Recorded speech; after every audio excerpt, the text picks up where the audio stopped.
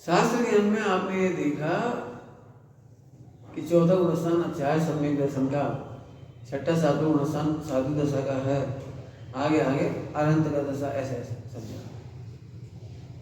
और तुम इस ज्ञान को ज्ञान मानते हो और इस ज्ञान को सम्यक ज्ञान नहीं कहते। इस ज्ञान को शास्त्र ज्ञान कहते हैं, सम्यक ज्ञान नहीं कहते। तो फिर आत्मा को जानने से सम्यक ज्ञान कैसे हो जाएगा कि एक आत्मा ही मैं हूँ, एक आत्मा ही सर्वस्व है, एक आत्मा ही शुद्ध है, एक आत्मा ही परिपूर्ण है।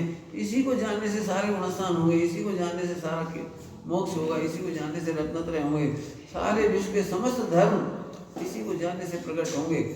ऐसा जानने वाले को सम्यक ज्ञान होगा।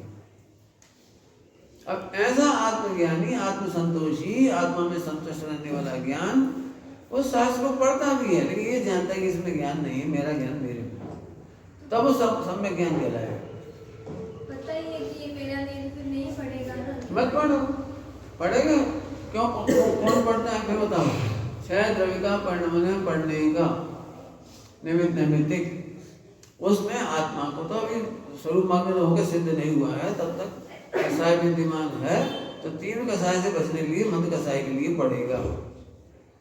गुणस्थान वाला पढ़ेगा, कमजोर आदमी पढ़ेगा, लेकिन ये जानकर सम्यक ज्ञान कर लेगा कि इसमें मेरा कुछ नहीं है। तो शास्त्र में तीरथ से मंद कसाय होते हैं?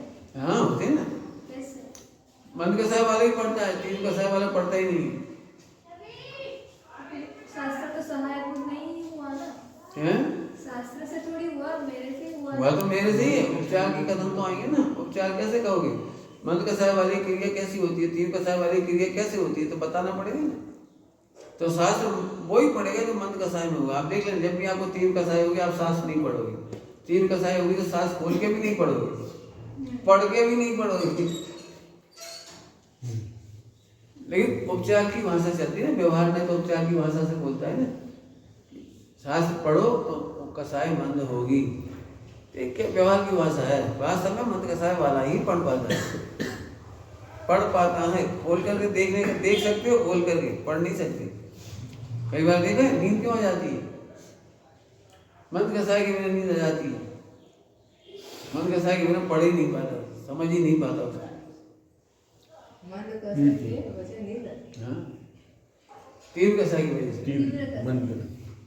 पढ़ने में मन नहीं लगता। तीन कसाय तो नींद आ जाएगी। समझ में आया? पढ़ना, समझ में आना, मंद कसाय तीन कसाय के अंतर है बहुत सारे। तो इस व्याख्या मत इसको आत्मज्ञान कहेंगे।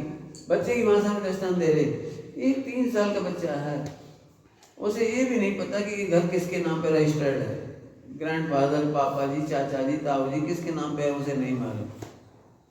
कितने रुपए में बना ये नहीं मालूम, कब खरीदा ये नहीं मालूम, कितनी ईंट लगी उसे नहीं मालूम। फिर भी उसे सम्यक ज्ञान है। क्यों?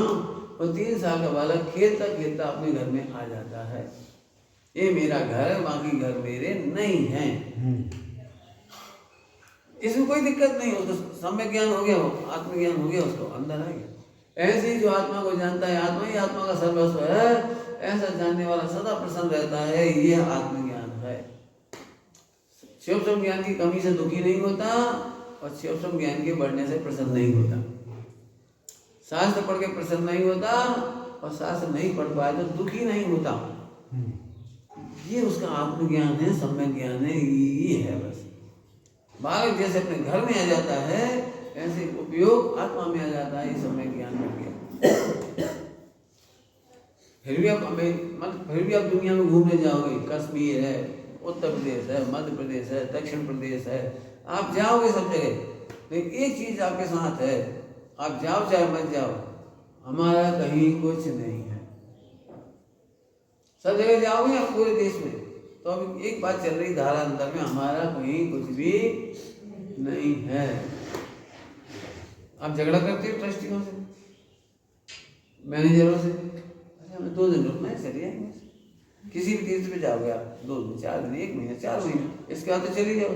तो वो अच्छा नहीं बना, खराब बना है, रंग ठीक नहीं हुआ, लाइट ठीक नहीं लगी, हम अपन झगड़ा करते हैं सर, क्या हमें यह अपना नहीं लगता। जैसे हमें आत्मा अपना लगता है, गुणस्थान अपने नहीं लगते, माननास्थान अपने नहीं लगते, ये शरीर अपना नहीं लगता। तो पढ़ता तो सब है। अज्ञानी जानता है, जानते से ही अपना कर लेता है, और ज्ञानी पढ़ता है, जानता है और अपना मानता नहीं। ये है सम्यक ज्ञान। एक सम्यक ज्ञान तो इसे समझ लेना। और जब अब करणामय की तरफ समझा रहे, जब आप अपने को ही अपना मानेंगे, पर को अपना नहीं मानेंगे, तो लोक जानने में आएगा। लोक जानने में कब आता है? जब लोक की जरूरत नहीं होती। क्या कहा? जब लोक को जानने की जरूरत महसूस नहीं होती, तब लोक जानने में आता है। तुम्हें जरा भी राग होगा तो जानने में नहीं आएगा, जरा भी। इसके एक दिन दृष्टांत कर दे चुके उधर, याद हो आपको तो। यदि मैं कुछ नहीं जानना चाहता हूँ तो आप बताना चाहोगे, और हम जानना चाहेंगे तो आप मना कर दोगे। बच्चा लड्डू खाना चाहता तो माँ रोक देती है, और नहीं खाना चाहता तो खिलाती है। ये दृष्टांत। मैं तिजोरी की नोट देखना चाहता हूँ तो आप नहीं दिखाओगे, और मैं नहीं देखना चाहता हूँ तो आप दिखाओगे। पूरे दृष्टांत ये थे। हाँ,